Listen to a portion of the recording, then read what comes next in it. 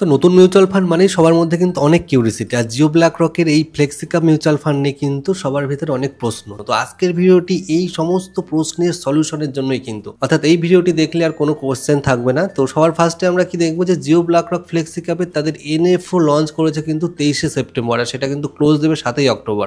তো আজকের ভিডিওতে আমরা যেসব বিষয়গুলো দেখবো, বিশেষ করে এনএফও ব্যাপারটা কি, নিউ ফান্ড অফার এই ব্যাপারটা কি, এছাড়াও এটা কেমন ফান্ড, এর স্ট্র্যাটেজি কি, রিস্ক কেমন, এখানে ইনভেস্ট করা উচিত হবে কি না, আর এর সাথে সাথে বিশেষ একটা পয়েন্ট, এই মিউচুয়াল ফান্ডে আলাদিনের এআই এর ভূমিকা কি। তো সবার ফার্স্টে যদি আমরা মিউচুয়াল ফান্ডে যাই তাহলে কি দেখবো, এখানে কিন্তু জিও ব্ল্যাক রকের ফ্লেক্সিকাপের যে মিউচুয়াল ফান্ড সেটা কিন্তু 6 দিনের ভেতরে এদের এনএফও ক্লোজ দেবে।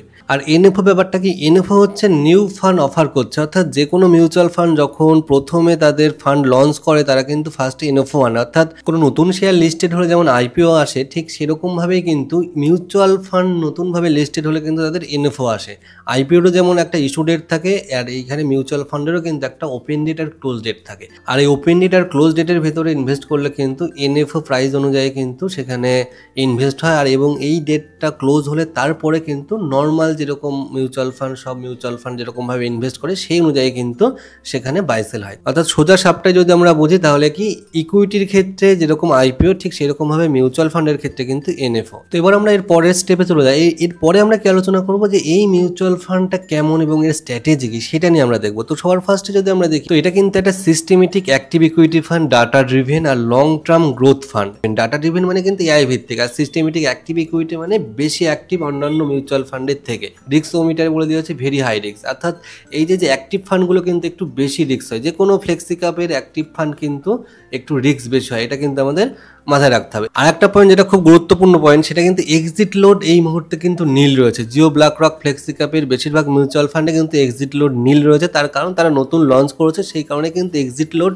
নীল রেখেছে। অর্থাৎ তুমি যে কোনো সময় ইনভেস্ট করে যে কোনো সময় কিন্তু বেরিয়ে যেতে পারো, তোমার কোনো এক্সিট লোড লাগবে না, এটা কিন্তু একটা পজিটিভ ব্যাপার। আর ফান্ডের ওভারভিউ যদি দেখি, এখানে কিন্তু জিও ব্ল্যাক রকের ফ্লেক্সিকাপ একটা সিস্টেমেটিক অ্যাক্টিভ ইকুইটি রয়েছে। এই অ্যাক্টিভ ইকুইটিটাই কিন্তু মেনলি এআই এর উপর নির্ভরশীল, এই ব্যাপারটা কিন্তু বোঝাচ্ছে। আমরা যখন এআই নিয়ে, আলাদিনের এআই পয়েন্ট নিয়ে আলোচনা করবো, তখন এই ব্যাপারটা নিয়ে কিন্তু আমরা ডিটেলসে ডিসকাস করব। আর যদি আমরা দেখি তাহলে এখানে কিন্তু আরও বিশেষ কিছু পয়েন্ট রয়েছে, যেটা কি মিনিমাম এসআইপি আমাদের 500 হবে, এটা আমরা আগের ভিডিওতে এইসব নিয়ে আলোচনা করেছি।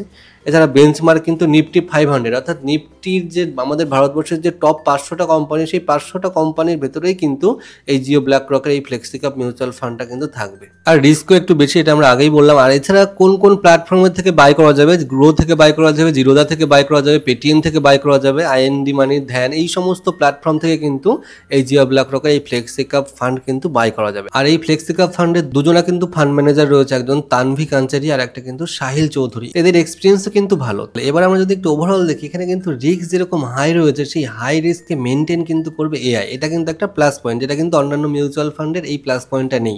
তো এবার আগামীতে কি করে সেটা কিন্তু আমাদের একটু দেখার বিষয় রয়েছে। আর একটা ব্যাপার, এক্সিট লোড নীল, এটা কিন্তু অন্যান্য মিউচুয়াল ফান্ডের এক্সিট লোড কিন্তু বেশ অনেকটাই 1%, 2%, কোনো কোনো মিউচুয়াল ফান্ডে কিন্তু 2%ও থাকে। তো এই দুটো পয়েন্ট কিন্তু আমার বেশ একটা পজিটিভ লেগেছে। তো আর একটা সব থেকে বেশি বিশেষত্ব যে বিষয়টা, সেটা কিন্তু ব্ল্যাক রকের আলাদিন এআই প্ল্যাটফর্ম। আর এই ব্ল্যাক রক কিন্তু বিশ্বের সবচেয়ে বড় এএমসি, আমাদের ভারতবর্ষের প্রায় 13 ট্রিলিয়ন ফান্ড কিন্তু এই ব্ল্যাক রক ম্যানেজ করে, এটা কিন্তু আমাদের মাথায় রাখতে হবে। আমাদের ভারতবর্ষের যে মার্কেট ক্যাপ, সেটা কিন্তু প্রায় 5 ট্রিলিয়ন কিন্তু রয়েছে, তো কিন্তু তার তুলনায় প্রায় 3 গুণ, 2.5 থেকে 3 গুণ বেশি কিন্তু এই ব্ল্যাক রক ম্যানেজ করে। এটা কিন্তু আমাদের একটা পজিটিভ ভাইবস আনে এই জিও ব্ল্যাক রকের ফ্লেক্সিকাপ ফান্ডে। তো আমরা আগের ভিডিওতে এই সমস্ত বিষয় নিয়ে কিন্তু একটা ডিটেলস আলোচনা করেছি, তোমরা যারা আগের ভিডিওটি দেখোনি তারা এখনই দেখে নাও, তাহলে কিন্তু এই ব্যাপারটা বুঝতে পারবে। এইবার এই ব্যাপারটা আরেকটু যদি আমরা বলি, তাহলে কি এইখানে কিন্তু সুপার ইন্টেলিজেন্স সিস্টেম থাকছে, যেখানে কোটি কোটি ডাটা প্রসেস করে ফান্ড ম্যানেজারকে হেল্প করবে এই আলাদিনের এআই।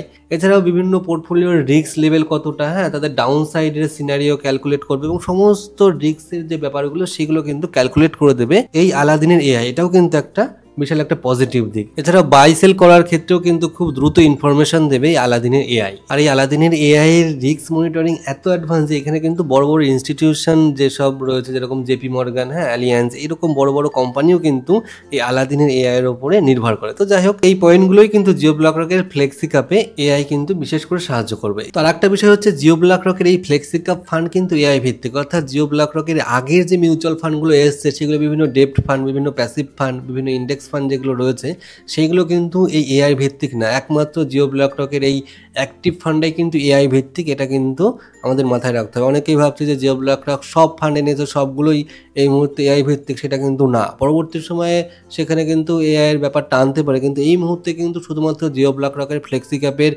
এই মিউচুয়াল ফান্ডটাই কিন্তু এআই ভিত্তিক। তার জন্যই কিন্তু এই ফান্ডটা কিন্তু বেশি গুরুত্বপূর্ণ সবার কাছে। এইবার আমরা লাস্ট পয়েন্ট আসি, এইখানে এই মুহূর্তে ইনভেস্ট করা উচিত হবে কি না, এই ব্যাপারটা কিন্তু একটা গুরুত্বপূর্ণ বিষয়। এবার দেখো, আমরা যদি এটা শেয়ারের সাথে তুলনা করি, যে কোনো শেয়ার যখন নতুন মার্কেটে আসে তখন কিন্তু হুট করে সেখানে ইনভেস্ট করা উচিত হয় না। অর্থাৎ পরবর্তী সময়ে সেই শেয়ার মুভমেন্ট কেমন নিচ্ছে বা সেই শেয়ারের পজিটিভ ব্যাপারগুলো বা নেগেটিভ ব্যাপারগুলো কিন্তু লিস্টেড হওয়ার পরে বেরিয়ে আসে। তো যে কোনো মিউচুয়াল ফান্ড বা যে কোনো শেয়ারেই কিন্তু একটু দেখে তারপরে আমাদের ইনভেস্ট করা উচিত। 6 মাস 1 বছর দেখলাম, দেখার পরে কিন্তু ইনভেস্ট করলে এই 1 বছর ধরে কি পারফরমেন্স করলো, কি পজিটিভ দিক আনলো আমাদের নর্মাল মিউচুয়াল ফান্ডের থেকে, সেই ব্যাপারগুলো দেখে তারপরে কিন্তু ইনভেস্ট করা যায়। তাছাড়া একটা ব্যাপার এখানে প্লাস পয়েন্ট দিয়েছে যে এক্সিট লোড কিন্তু নীল। অর্থাৎ কেউ যদি মনে করে আমি এই মুহূর্তে ইনভেস্ট করছি, পরে যদি নেগেটিভ কিছু দেখি বা খারাপ কিছু দেখি তাহলে পরবর্তী সময়ে বেরিয়ে আসবো, আমার তো কোনো চার্জ কাটছে না, সেটাও কিন্তু করা যেতেই পারে। যেহেতু এআই ভিত্তিক মিউচুয়াল ফান্ড, এর আগে কোনো মিউচুয়াল ফান্ডই এরকম মিউচুয়াল ফান্ডে ইনভেস্ট নেই, সেহেতু ছোটখাটো কিন্তু এখানে একটা ইনভেস্ট করাই যায়। তো আমরা আগের ভিডিওতেই দেখিয়েছি কিভাবে ইনভেস্ট করা যায়, তোমরা সেই ভিডিওটি দেখলে কিন্তু কিভাবে ইনভেস্ট করা যায় সেটাও কিন্তু বুঝতে পারো। আমরা আই বাটনে লিঙ্ক দিয়ে দেবো, সেখান থেকে কিন্তু দেখে নিও। তো যাই হোক, আজকের ভিডিওটি এই পর্যন্তই। দেখা হচ্ছে সামনের একটা ভিডিও নিয়ে। তোমাদের যদি ভিডিওটি ভালো লেগে থাকে অবশ্যই সাবস্ক্রাইব করো, কমেন্ট করো, কোনো প্রবলেম থাকলে। দেখা হচ্ছে সামনের ভিডিওতে।